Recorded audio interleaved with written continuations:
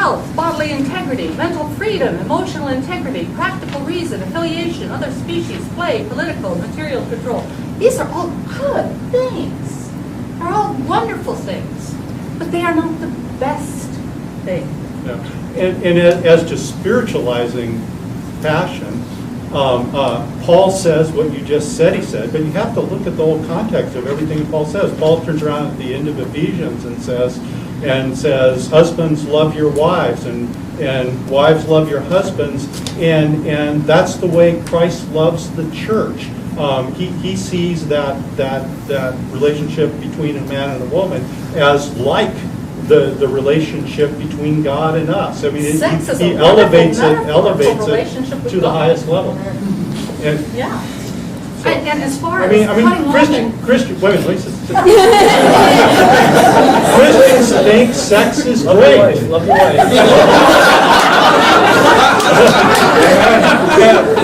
He does.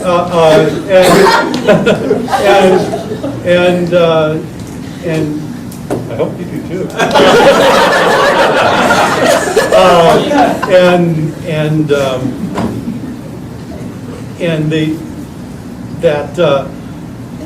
The whole idea that Christians somehow don't like passion or something like that, we just think that the best way for sexuality to take place is in a marriage, and that human beings thrive when it's in that context. It's all about human thriving and what's best for human beings.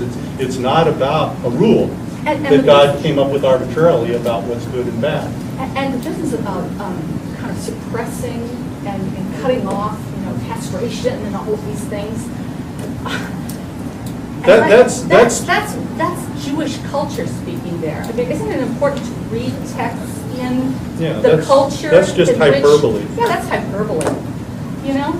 If you read Jewish texts, Jews love to tell stories and they love to give hyperboles. That's the Old Testament's full of that. So if you're taking that literally, then that's just imposing your vision of what should be said on a time and a place that it's just not right to do that.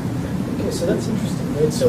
So we can agree that a literal translation of the Bible is not a good basis for moral behavior. Absolutely. Okay. Yeah. So there's metaphor. There's all different kinds of genres in Scripture. Could I suggest we're about halfway through this period of time?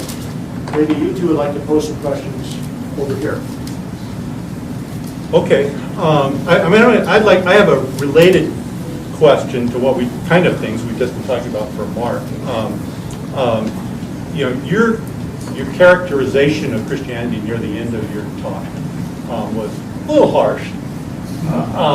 And so I guess I'm just wondering kind of what you think the scope of that characterization is. It seemed to imply that Christian belief leads to lots of moral deficiencies. And so I'm wondering if you think that's true of anyone who's a Christian, of certain kinds of Christianity, and I guess, personally, are you talking about me?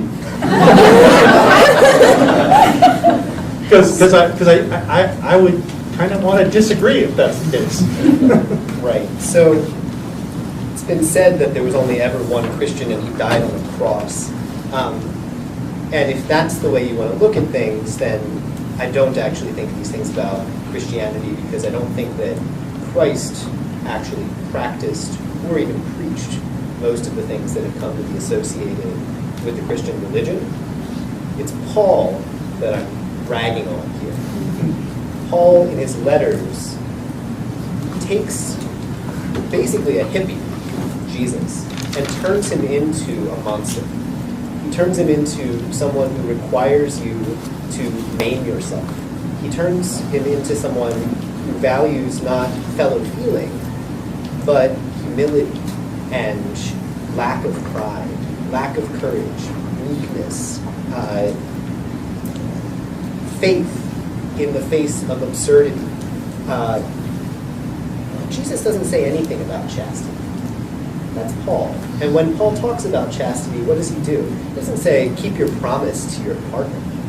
He says, sexuality is dirty. Right? So No. We just talked about that, so we'll let it go. Okay. Yeah. Okay, so when I talk about Christian values, what I have in mind is not the values that you see in the gospel, but the values that you see in Paul's epistles. And I think that those are extremely damaging, both biologically and psychologically. They're the sort of things that if you lived up to them, you would be a bad person.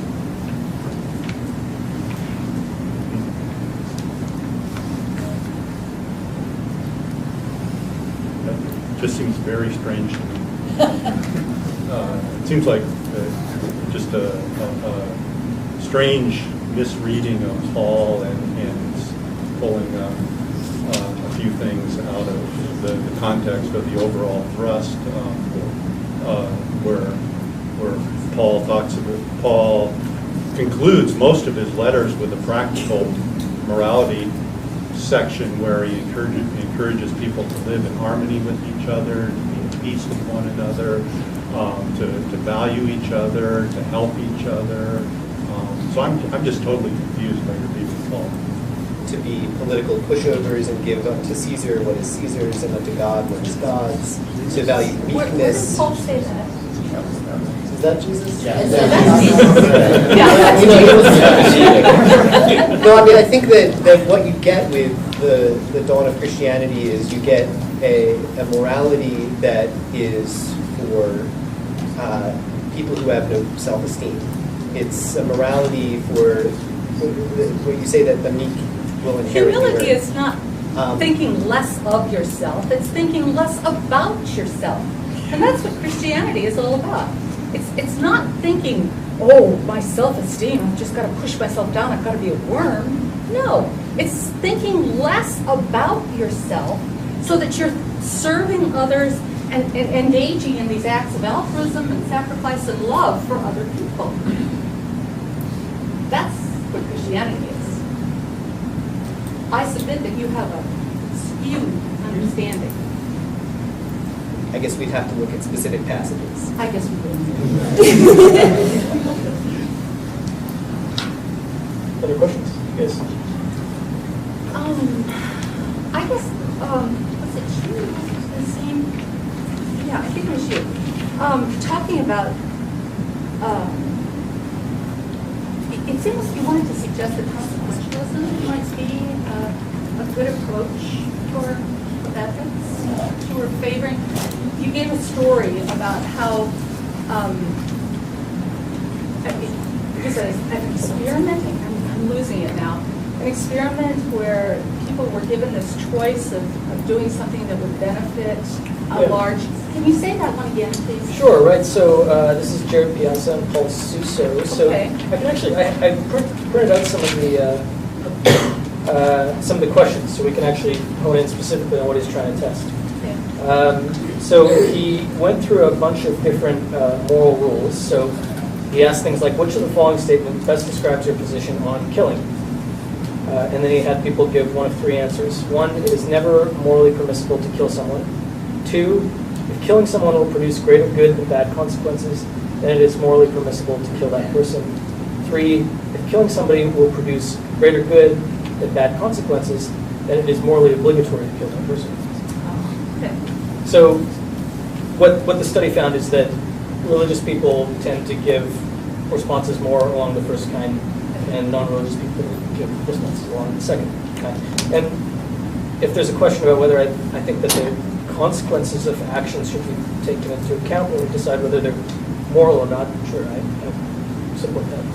One of the problems that I have with consequentialism is that it fails to do this justice thing. I mean, have you ever read the story by Ursula Le Guin called The Ones Who Walked Away from Omelas? Are you familiar with that story? It's Ursula Le Guin is an Oregonian, and she was driving down I-5 one day, and she was thinking about utilitarianism and consequentialism, and she realized that she wanted to write a story about utilitarianism. And so she was on her way to Salem, and that's how she came up with this place called Omelas. It's Salem written backwards.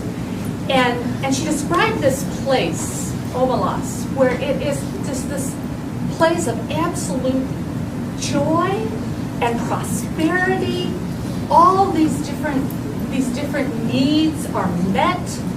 People are flourishing, and yet, the way that the society operates is the reason this all can happen is because in a basement in one of the houses in Omelas, there's a child who is chained and who lives in the dark, starving, in his own excrement, in utterly unspeakable conditions, hated, unloved, and as long as that child is in this condition, Omelas can prosper. And at a certain age, children, when they're teenagers, are taken to see how their society is based.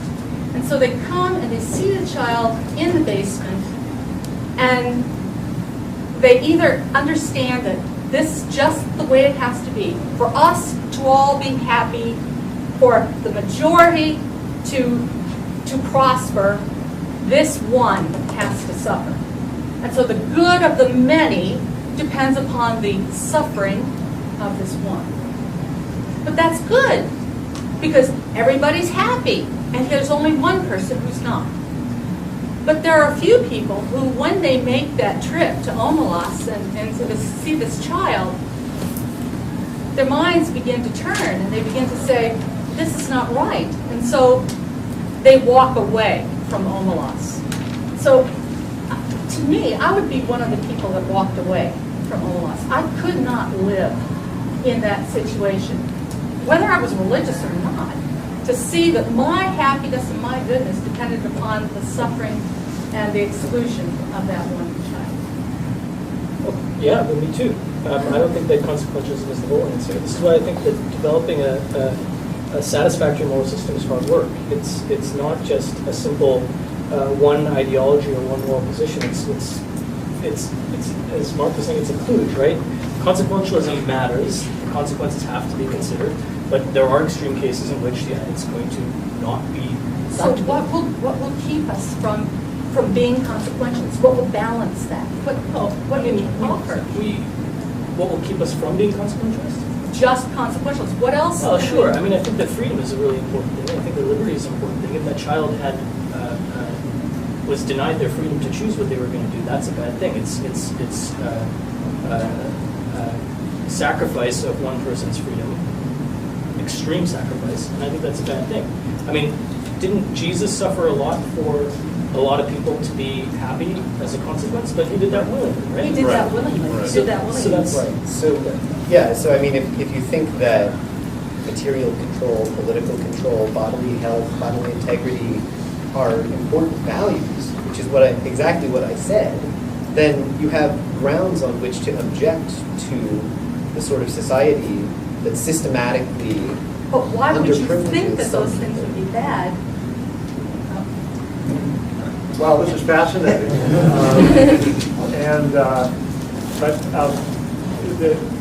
As I said, happily, we have this place till 9, and I think we can get everything we want in here. But instead of taking a break right now, let's just move right into this next part where you get to participate. And again, Zane, Bart, Steve, and Beth, you might want to address a question to either one of them, but I want to give them the liberty to weigh in on a question that's addressed to somebody else. Let's try to get as many from the audience now as we possibly can, so a certain amount of discipline here. Just because, obviously we are just beginning to unwrap this, I want to invite you again to come to the Friday question and answer time, just discussion time in Century Room F at 3 o'clock. And if that interests you and you think you might forget where it is, it's on the poster. And we have a few of those floating around. Or ask me or ask Emily there. If you want to get there, make sure that you know where it is. There are extra posters over here if you want to grab one on your way out. If you missed a sign-in sheet and you want to just get more information about this, I will have that up here as well. And I'm also going to have extra feedback forms. If you walked in late and you didn't get one and you can pass it out to you, I'm going to set them up on this over here. Otherwise, Okay. did everybody hear that? Yes. Cool. Yeah. Yeah. It is, and for sitting back here, and I'm not even as far back as some people, it is really hard to hear. Sorry, we'll speak louder. Okay, and that's a word to you too. When you ask your question, please speak up. Okay, who would like to ask a question? Yes, right here. Okay, I have a two-part question. So the first part is, it seems like the answer to the question, can be good without God, hinges upon how you define good. So I would like each of you to define what good is. And also, if there's a conflict between what you think is good, how do we decide which definition is good? Okay, are you addressing that to everybody or just one person? To all of them. Okay. Let's say a couple responses. I think it's good when people's lives go well, and what it means for their lives to go well is for their needs to be met and their capabilities promoted. I think what is good is for human beings to exhibit the following virtues, which include these other virtues, but primarily wisdom, courage, moderation, justice, faith, hope, and love. Okay. I think all those things sound good. The problem is, and I think Zen raises a really important question here, the problem is that those things often come into conflict, and we have to make decisions. We have to make trade-offs and sacrifices. That's what wisdom is about, so, okay. That's all.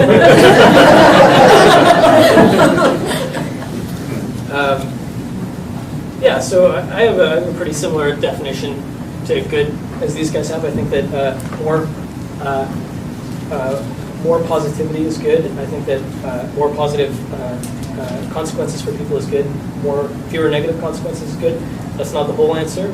I think that one of the paramount values is freedom, because people do disagree about their values, the things that they value as good, and they should have the freedom to pursue those, so long as they don't negatively impact somebody else's freedom to decide those. It's that where the conflicts happen. Okay. Good, thanks. Yep. So I would say that good is what we've said several times, that God is good, and that the good for human beings is what Jesus said it was, to love God and love one's neighbor. That is, to be in a harmonious relationship with God and with other people. Another question? Yes. This is particularly a question for Mark, I guess. So when you were listing those, I guess, human needs, could you give us a little more background on where those come from and why we should believe that these are the needs that are important? Yeah, good. So the question was, why this list of 10? And I should say, I don't think that this is necessarily comprehensive, but I also find it pretty hard to think of anything beyond these. Probably overcoming resistance would be the one thing I would add.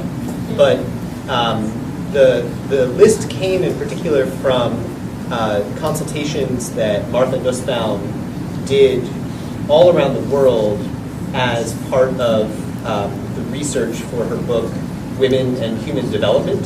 So she basically went around to everybody who was willing to talk to her and asked them what they valued, asked them why they valued it, had small group discussions, large group discussions, and the point of this kind of exercise was to come up with a list that basically everyone in basically every culture would recognize as promoting well-being.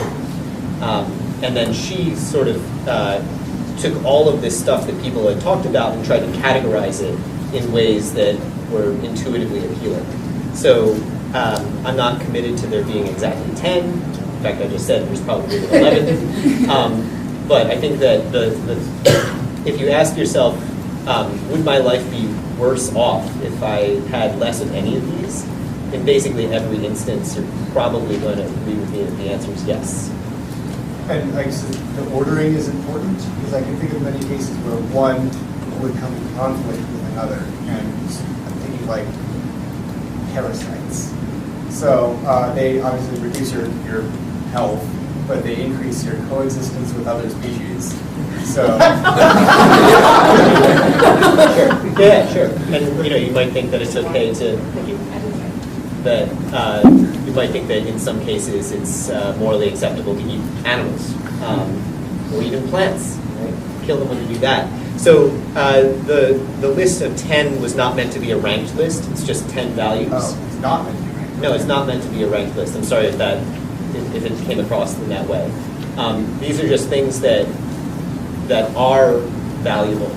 And when we run into trade-offs, that's where some degree of relativism is bound to come in, because it's just really hard to know exactly how to make these trade-offs. And different people are going to have different utility functions over them.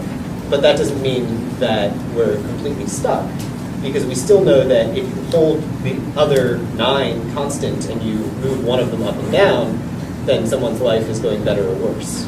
Does that help? I mean, as an economist, it makes perfect sense to me. So. Yes. Oh. Hi. Today I have a debate with someone else, and we talk about the news.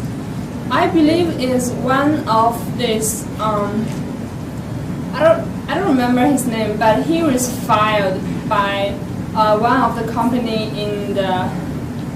I know what she's talking about. Really? It's the firing of the CEO. The resignation of the CEO of the Mozilla Foundation. Yeah, because he was denied to apologize because he is anti-homosexual, and that caused my and I was debating with another one who said, okay, do we have the right to anti-homosexual? And do we have the right to anti anything we want to anti? Is that one of our freedom? Is there any definition? Is there any limitation of the freedom, or we just have unlimited freedom, so we can do whatever we want? We do have some limitations and rules, so we cannot anti something that is not we're supposed to do. Do I make myself clear? So I'm not quite sure what the question is. I just want to ask: because he Sure, is, I think I get it. I think You so. get it? Yeah. So Okay. I'll try to rephrase it and see if I get it right. Thank So, you. are there limitations on our freedom? Can we do whatever we want to do individually? Yeah. Okay. And the Mozilla question. Is his firing justified, or his resignation justified because he was suggesting that there was too much freedom in homosexual marriage? He donated a Prop 9. Okay, fine. Okay. So that question, I think, the Mozilla question is, I think, pretty easy, which is that the consumers, the consumer base of people who use Mozilla software are people who tend to be against that particular political belief, and it's in the financial interests of the company to not alienate their consumers. Though, from what I understand, Mozilla is a non-profit organization, so I don't really know how that works. In terms of the second question, that's a little more complicated, but I don't think it's too complicated. So, no, we don't have freedom to do everything because it negatively impacts other people, and it's a social arrangement that we make. Our restrictions on what we are free to do are due to the negative impacts it has on other people. So that's what constrains our freedom. So, for example, We have a robust system of freedom of speech in this country. We have a robust system, many freedoms in this country, but they are limited, and they're limited because we have certain social ends that we don't want to let the individual transgress. There are some situations where we put society as a whole above the freedoms of the individual. I think that's important to do. What I don't think is justified is restricting people's freedom on the basis of a scripture or religious beliefs, especially if they are people who do not share those beliefs. There should be restrictions on freedom that all people have to follow should be based on reason and not scripture, which we've already kind of established is not a good basis for morality. So we cannot anti-homosexual because that's bothering other people. It's well, I mean, I'm sure they bother other people, but I think there is a situation. I mean, these are my personal beliefs about this, but the degree to which it bothers them, bothers other people, is minuscule compared to the benefit that their freedom to marry lends them. And furthermore, the degree that homosexuality bothers people is not a good justification for saying what they can do, right? So for example, one of the main reasons, one of the main moral emotion reasons as to why people are against homosexuality is because the act of homosexuality disgusts the acts of homosexuality disgust a lot of people. There are a lot of things which disgust a lot of people. That I don't think is a basis for saying something should be illegal. That's your own emotion. I don't know what basis it has for law. Could I comment on that? Okay. First of all, just your question about and your response about restriction on freedom, and you again went to consequentialism, that freedom is restricted and the consequences are bad for other people. I would want to argue that Eugene would be wrong to two-time the two women, regardless of whether it had any negative impact upon them or not. That is, if he managed to keep the secret and dump them both in a way that was kind and gentle, and they went happily on with their lives, totally unknowing of what he had been doing, I think it still would have been wrong for him to do that, regardless of consequences. So that's just my moral intuition to think that consequences is not the whole story about our restriction of moral restriction of freedom. I'm going to just kind of go out on a limb here to talk about the homosexual thing and say that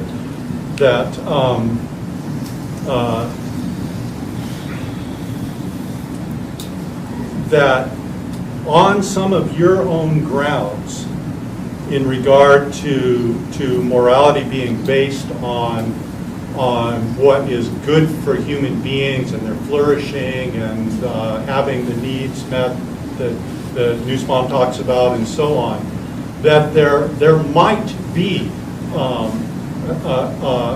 moral, on that basis, a moral reason against homosexual behavior. It's very hard to discern that, though, because it's almost impossible in this country to study that question without jeopardizing your academic position. So that's all I'm going to say about that. Can I say a little more about that? So I just want a clarification on how homosexuality would violate those human needs and flourishing. I honestly don't know, but people have raised. I can't give you specifics about that, but people do raise the question about whether human beings will flourish best in a society where same-sex marriage is prevalent. Is that good for the welfare of children and questions like that?